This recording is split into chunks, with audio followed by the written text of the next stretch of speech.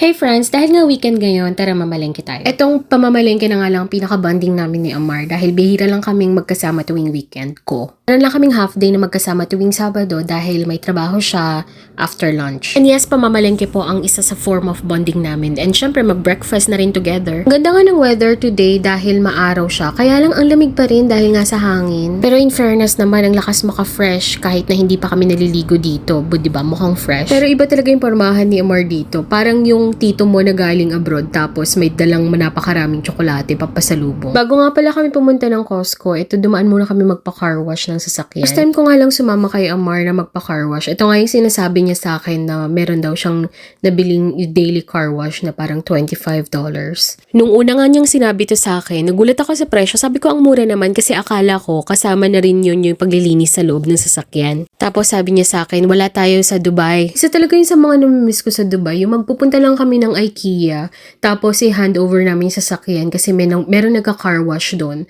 Tapos, parang 25 dirhams lang yata yung bayad. Kasama na yung paglilinis ng loob ng sasakyan. Pero understandable naman kasi cheap labor nga naman kasi talaga sa Dubai. Mabilis lang naman tong car wash, parang 5 minutes lang. Ito nga dumiretso na kami sa Costco after. Naasal ko nga si Amar dito, sabi ko anong sabon niya kasi ang glowing ng skin niya. Pero syempre feel na feel niya. Nakalimutan ko pala mag-record na nasa loob na kami kaya yan, ang dami ko ng mga napagkukuha.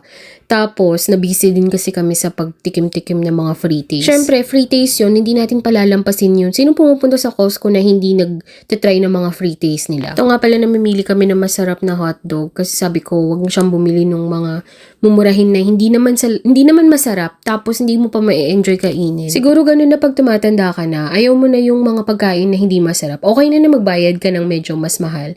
Basta mas masarap yung pagkain. Ewan ko ha, ako lang siguro yun. Dati kasi okay na sa akin yung mga naka-promo, naka-bundle-bundle, tapos mura. Tapos pagtsatsagaan ko na lang siya kahit hindi masarap. Ito nga natapos na kami, mga half an hour yung pag-free taste namin, tapos 15 minutes lang yung pag-grocery namin. Char. Take out nga rin pala ako nitong hotdog sandwich nila, tsaka soft drinks. Nainis pa nga ako kay Amar dyan kasi pinag-order ko siya, tapos sabi niya, ako na lang daw mag-order at siya yung pipila para magbayad. Eh nung pumunta ako mag-order, hindi ko pala alam kung paano mag-order kasi ang daming pinipindot doon. Tapos sabi ko, magbayad na lang kaming dalawa, tapos sabay na lang kaming mag-order. Eh ayaw niya. Kaya yun, medyo sinumpong na naman yung toyo ko.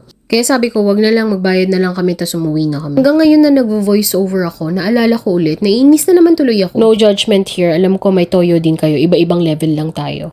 Feeling ko wala naman kami masyadong nabili, pero ang mahal ng nabayaran namin. Ayan o, naka $215 kami. Pero ang pinakamahal naman kasi dyan, yung sirloin na binili namin. Although matagal naman na namin uulamin yun dahil ipoportion out namin siya. And ayan, nakabili kami ng hotdog, ng prutas, ng milk, tsaka kape. May nabili nga rin pala akong napakalaking tumbler for $15. Dalawa ng tumbler yon kasi malakas kaming uminom ng tubig. Bumili rin pala kami ng container para sa mga po-order namin kapag may gustong umorder. At ito nga pala guys, napakasarap nitong merienda ko na to. Binibili ko to lagi. Mini muffins. Ang sarap niya, sobra. Ang sarap niyang partner sa kape. Ito nga yung sinasabi ko sa inyong tumbler na napakalaki. Tig-isa kami ni Amar. And ito rin yung hotdog na nabili ko na nag-tumbling-tumbling na siya dahil sa napakarami naming bit-bit. Parang sarap nga maglakwatsa ngayong araw na to. Kaya lang di ko talaga kinakaya yung hangin. Kaya ito, pauwi na kami dahil wala naman kami ibang ganap.